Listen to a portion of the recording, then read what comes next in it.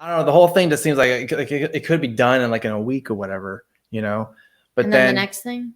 Yeah, then like the next thing's gonna come in, and because it was like coronavirus for like the first 3 or 4 months, and now this is happening, and everyone's talking about this, over a very tragic circumstance that was like a culmination of other tragic circumstances that have been revolving around like police and all that stuff, But then what's the next thing that's gonna come out? Because who knows like the corporate press, they're loving this right now. They're like, oh man, CNN, oh my God, you see, one of our reporters was arrested or something, like they were handcuffed. And then they destroyed their building. Yeah, and then apparently, and they were destroying their building, and then apparently the CNN reporter is back on the air, and then Fox News a reporter was getting, like, I don't know, abused or something like that, getting yelled at and all this stuff from protests. Man, corporate press like, man, this is great. We're gonna make some money now. Oh yeah. Because people were hating us. Now they know that they need us.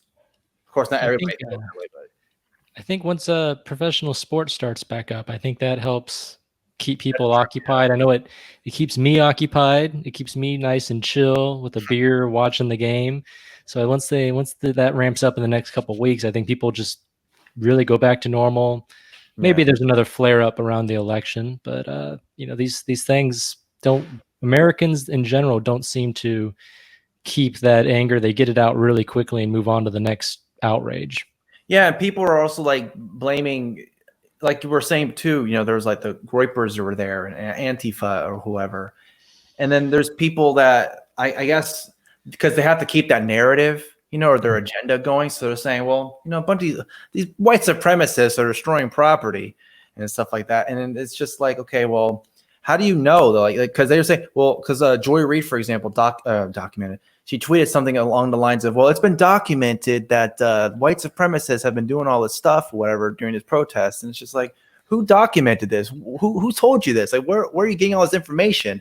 Because we've been talking about this throughout this episode or whatever, all these weird coincidences that have been going on and bricks being delivered or wherever they come from. And I don't know, it's weird. And then, and like we're saying, like all these poor neighborhoods, everything's just been boiling over to the point it's broke. Like the whole thing just broke. The volcano has erupted right now. Yeah. So I don't know. It's crazy, and like we're saying too, at the beginning of all of this too, is that some people are opening their eyes to this and they're thinking, okay, well, this is going to be, we can actually have this conversation. But now I don't know, the conversation's over. Yeah, there are a lot of distractions and just a bunch of name calling. And I don't know, it sucks because something bad happened for people to now go, okay, I understand, because like we've mentioned other stories too of cops killing people, but because it was a white dude with his knee on a black man's neck or whatever, and then he died. Yeah, it was like clear as day. The sugar on top, cherry, whatever, all that. But when we talk about there's a story too of that black guy with his hands around that black dude's neck, the black cop around the black guy's neck, or whatever. That just happened. Yeah, that happened.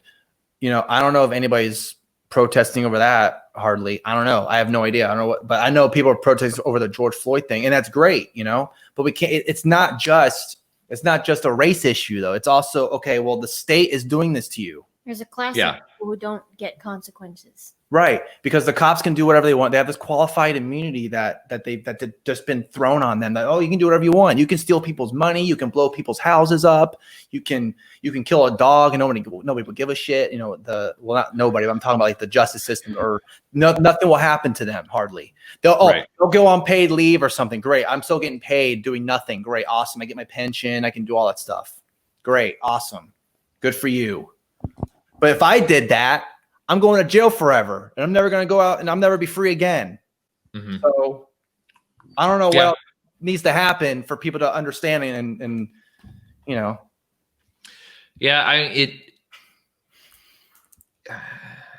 don't know. I think that when you're living, I think in the transition period, it's hard to tell how long it's going to take, or I used to make these predictions all the time when I was in my like early libertarianism, where like I was like, oh well, the United States doesn't have 25 years left or whatever. And but at this point, like if you kind of historically look at empire and stuff like that, is it takes a really long time for these things to wind down, and they have legacies.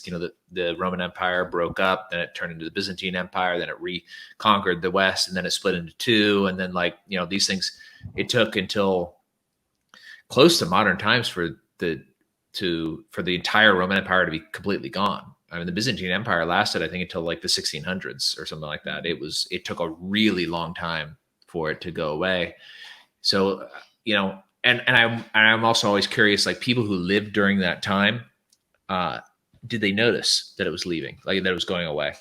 And I think it depends on the economics of it. If they can continue, if they can do something to distract people, like what Will was kind of saying, is like if the NFL starts up again and that's going on and people can go watch sports and they're getting their check from the government, or they are able to pump up the economy enough for people to get basic employment and stuff like that, I think things calm down. If they try to reinforce this whole COVID stuff, like I don't think it's going to end anytime soon. Like if they're like, oh, there's a new, like they've been saying this, like if you look at the side headlines here in Texas, they're trying to tell everybody that we have a new surge. But then if you go like read into the article, they've also like tripled testing. So of course we have a new surge. Right. And, but if they try to lock down again, which come winter, they might try to lock down again. It does seem like there's a heat component to this, is that like places that are warmer, we're not nearly as if we're not affected anywhere near as bad. Like even in Italy where they had it really bad, it was all in northern Italy when they're in the mountains and it's cold. So, but like Texas didn't really have that big of a problem. Although, South Dakota is cold and they didn't have that big of a problem. So it seems like maybe it's a combination of weather and population density and stuff. But all that aside, like how long these riots last, I think is how long people don't have anything else to do. That's true. Like clearly it's unjust, and clearly, I think a lot of people who have been living in these situations for their entire lives have a right to protest and to complain and I understand like being angry and destroying things. It doesn't really make sense to me what they're destroying, but that's when you're angry. It doesn't always matter. Like I've wrecked my own stuff when I'm angry, but that happens. It's just part of being a person. But if jobs come back to any degree, or if unemployment or UBI type stuff comes in, I think that'll calm it down. I think that's how they'll solve it. I think they'll solve it with UBI probably. Imagine Trump, the Republicans elect Trump to get UBI. But that's how it works, is that you have to have the Republicans do the Democrat stuff because then the Republicans won't complain, and you have to have the Democrats do Republican stuff so the Democrats won't complain. It's Obama did it, Trump did it, Bush did it. I mean, like Medicare Part D was through Bush, and he came in being like a limited government conservative. Medicare Part D is huge. It's like a huge socialist program, and they still got through. That's the way it works. That's the way it's always worked. That's how they're going to do it. If Trump gets reelected, I guarantee he's going to do some sort of UBI, or he'll sign a bill that comes through that continues his $1,200 a month thing for qualifying individuals. If people keep getting the $1,200 a month, they may stop. And it's true. That's kind of what I see. I mean, I don't think we're going to have a quick collapse of America. I think it will break up within my lifetime. I don't think the United States will be the size that it is in my lifetime, but I don't think there'll be no America. I think it's going to continue slowly declining over time. And this is, they called the Ottoman Empire the sick old man, right prior to World War I. And then after World War I, they conquered the Ottoman Empire and divided up between all the European powers.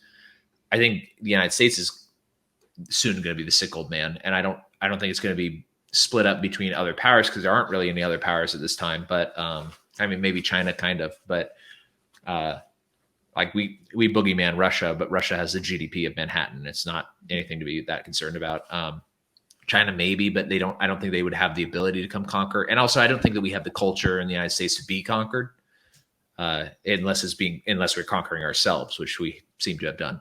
Like people play themselves. Like we've played ourselves. So And also too, you know, you're talking about, you know, China and India earlier. I mean, they're nuclear powers, and America's nuclear power. If Russia ever decide, you know, and this is, you know, this is the world we live in, I guess you can say. Yeah. That. But if China or Russia decided they wanted to screw with America, I mean, what's to stop the American government? Just, you know, like, I mean, they did it with Japan when they shot, you know, nuclear.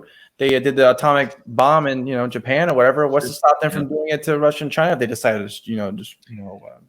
That's true. I mean, that's what I think it was Hawking that talks about that. Is he says the cosmic filter, or the great filter, is that the reason that we don't ever contact aliens is because they always blow themselves up with nukes.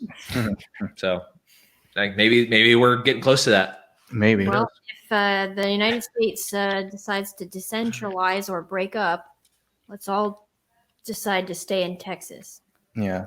Or we can That's- use that SpaceX rocket because they left Earth. Oh, yeah. So they That's picked true. the right time. That's right. That's another weird thing that's going on right now. Like watching Trump talk about that, you're like, nothing else must be going on, because like he's acting like this is just business as usual. We're launching stuff into space. It's weird. It's such a weird world we live in. I know. Like, first of all, Trump as your president, that's weird enough. And then you know, a private space rocket also working with NASA going up in space. See, now America's back in space. All right, let's do the Space Force. Here we come. And of all times, during a bunch of riots in Yeah. major cities. Yeah, it's bizarre. Isn't this the first time we've been to space? I don't think any of the other times really happened, right? This is the first time. That's what we believe, right? True. I mean, I don't know. I mean, did they really go on the moon? I don't know. I mean, I think Stanley Kubrick filmed that whole thing, I believe. That's what I heard. Sounds convincing. Yeah. Oh, jeez.